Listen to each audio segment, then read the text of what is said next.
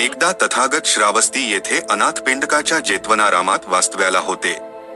एके दिनी उत्तररात्री एक देव आपल्या दीप्तीने जेतवनाचा सारा आसमंत आलोकित करीत तथागताकडे आला.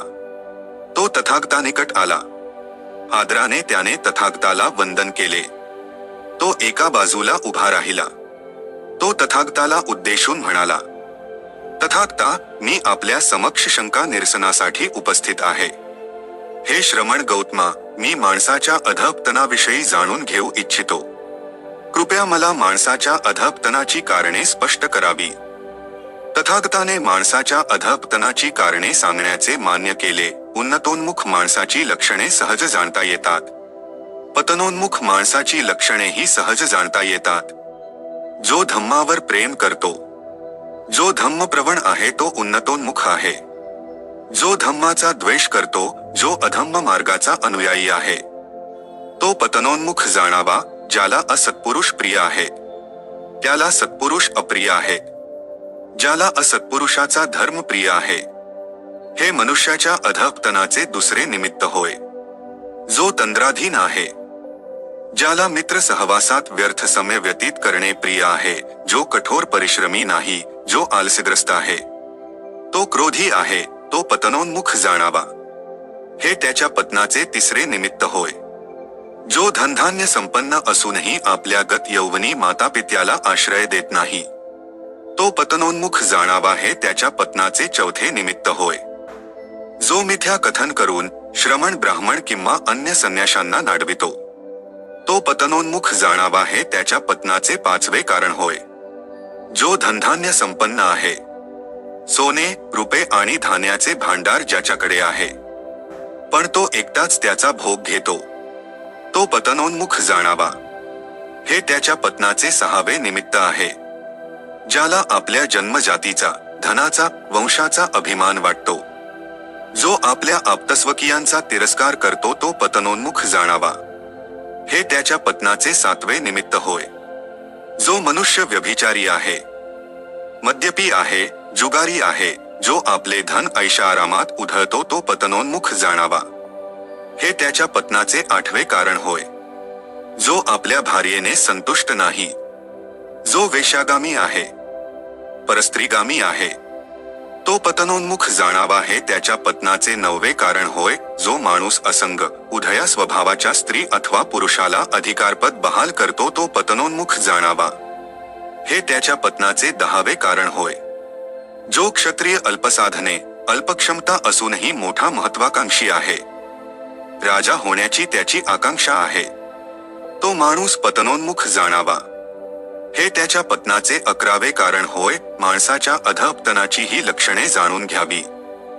हे श्रेष्ठ देवा, तू जर यांच्यावर विजय संपादन करू शकलास तर तू सुरक्षित आहेस असे जाणावे. तथागताने चारिका करीत असताना आपल्या नेहमीच्या परिपाटीप्रमाणे त्याच्या सहवर्तमान चारिका करणाऱ्या भिक्खुसंघाला निम्न देशना दिली. भिक्खूंना उद्देशून तथागत म्हणाले, भिक्खूंनो, दुष्ट माणूस कसा ओळखावा हे तुम्ही जाणता काय? नाही. तथागत भिक्खू उत्तरले, मी तुम्हाला दुष्ट माणसाची लक्षणे कथन करणार आहे. जो माणूस न विचारताच दुसऱ्याचे दोष व्यक्त करतो, विचारल्यावर तर गोष्टच नको, विचारणा केल्यावर, खूप प्रश्न विचारल्यावर जो माणूस दुसऱ्याचे दोष, व्यंगे कोणताही आडपडदा न ठेवता, काहीही लपवून ठेवता विस्ताराने कथन करतो, भिक्खूनो, असा माणूस दुष्ट माणूस जाणावा. विचारले नाही तर काही विचारूच नका. पण विचारल्यावरही जो दुसऱ्याचे गुण व्यक्त करीत नाही, आग्रहपूर्वक विचारल्यावरच, प्रश्नांचा भडीमार केल्यावरच जो दुसऱ्याचे गुण व्यक्त करतो, तो दुष्ट माणूस जाणावा. विचारले नाही तर काही सांगतच नाही, पण विचारल्यावरही जो स्वतःचे दुर्गुण व्यक्त करीत नाही, आग्रहपूर्वक विचारणा केल्यास, खूप प्रश्न विचारल्यावरच जो स्वतःच्या दुर्गुणांना व्यक्त करतो, पण तेही आडपडदा ठेवून, हातचे राखून पूर्ण माहिती न देता, तेव्हा भिक्खूंनो, असा माणूस दुष्ट माणूस जाणावा. विचारल्यावर तर पुसूच नका, पण विचारताही जो स्वतःच्या सद्गुणांना व्यक्त करतो.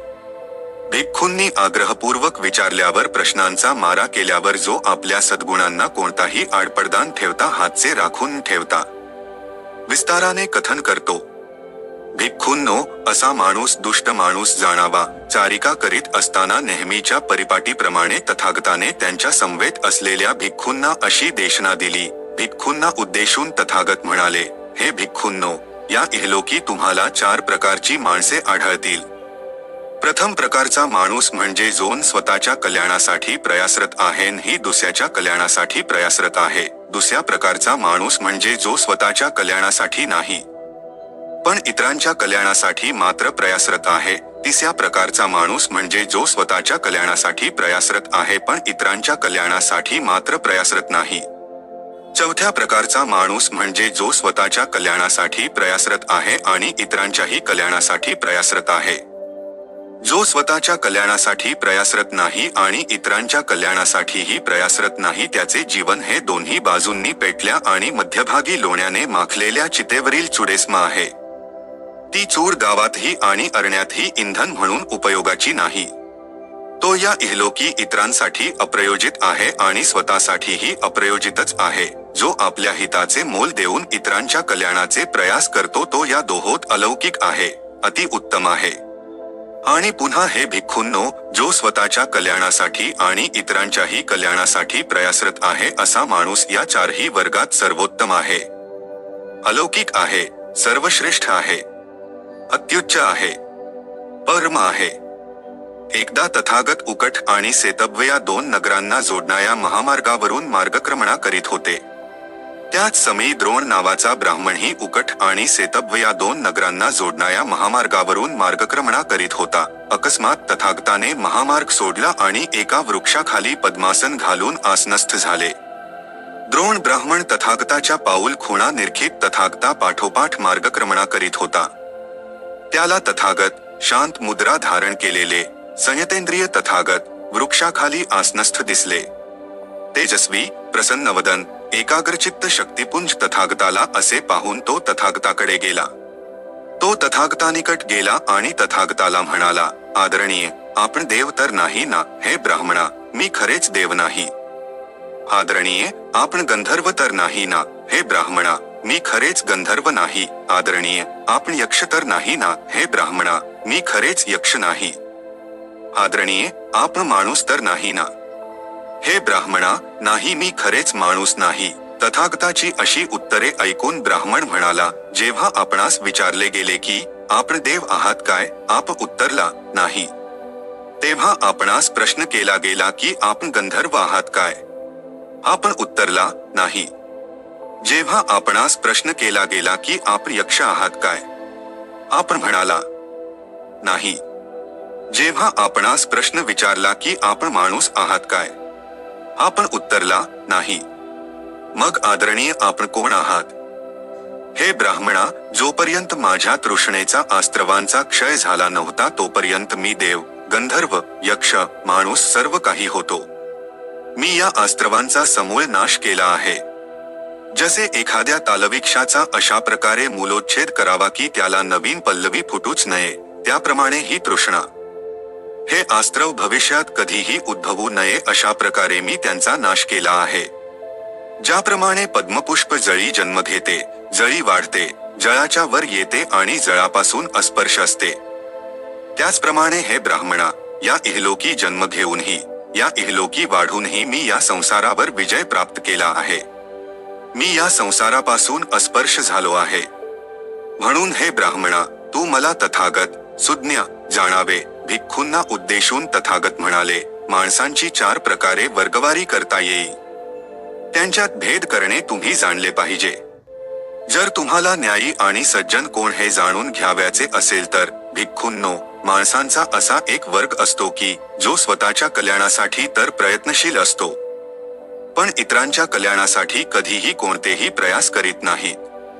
भिक्खूंनो, एखादा माणूस स्वतःच्या कामतृष्णांचा मूलोच्छेद व्हावा यासाठी तर प्रयास करतो पण इतरांच्या कामतृष्णांचा मूलोच्छेद व्हावा यासाठी त्यांना कोणतीही प्रेरणा देत नाही.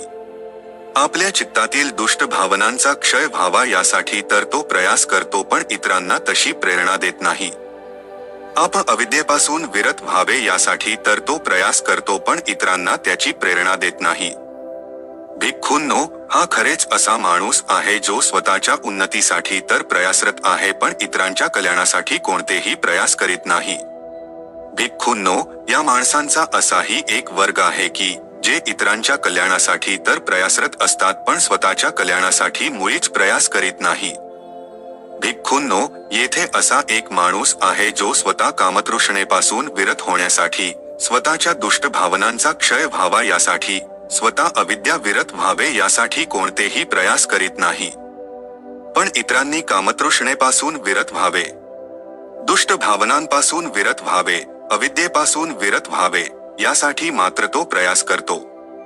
भिक्खूंनो, खरोखरच हा असा माणूस आहे जो इतरांच्या कल्याणासाठी तर प्रयासरत आहे पण स्वतःच्या कल्याणासाठी मात्र कोणतेही प्रयास करीत नाही. भिक्खूंनो, माणसांचा असाही एक वर्ग आहे की ते स्वतःच्या कल्याणासाठी प्रयास करीत नाही आणि इतरांच्याही कल्याणासाठी प्रयास करीत नाही. भिक्खूंनो, हा येथे असा माणूस आहे जो स्वतः कामतृष्णेपासून विरत होण्यासाठी, दुष्ट भावनापासून विरत होण्यासाठी, अविद्येपासून विरत होण्यासाठी प्रयास करीत नाही. तो इतरांनी कामतृष्णेपासून विरत व्हावे, दुष्ट भावनांपासून विरत व्हावे, अविद्येपासून विरत व्हावे यासाठी प्रेरणा देत नाही.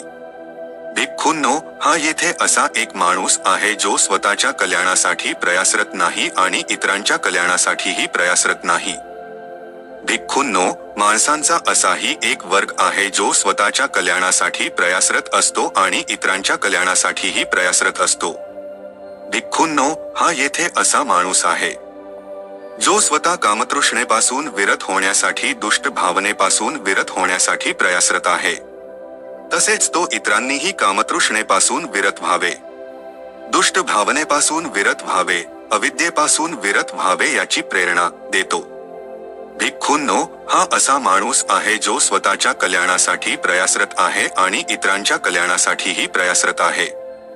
हा शेवटचा माणूसच न्यायी आणि सज्जन माणूस जाणावा. एकदा तथागत भिक्खूंना उद्देशून म्हणाले, भिक्खूंनो, कुशल कर्म करण्याचे भय वाटू नये. कुशल कर्म हे सुखाचेच दुसरे नाव आहे. कुशल कर्म म्हणजे इप्सित साध्य होणे होय, प्रेयसाची प्राप्ती होय, आनंदाची उपलब्धी होय, श्रेयसाची प्राप्ती होय. भिक्खूंनो, मी याचा स्वयं साक्षी आहे की मी माझ्या कुशल कर्माची प्रेयस, श्रेयस आणि आनंददायी फळे चिरकाळापासून भोगत आहे. मी प्राय स्वतःशीच विचारणा करतो की ही सर्व मंगल फळे कोणत्या कर्माची आहेत. मी आता सुखी आणि समाधानी आहे.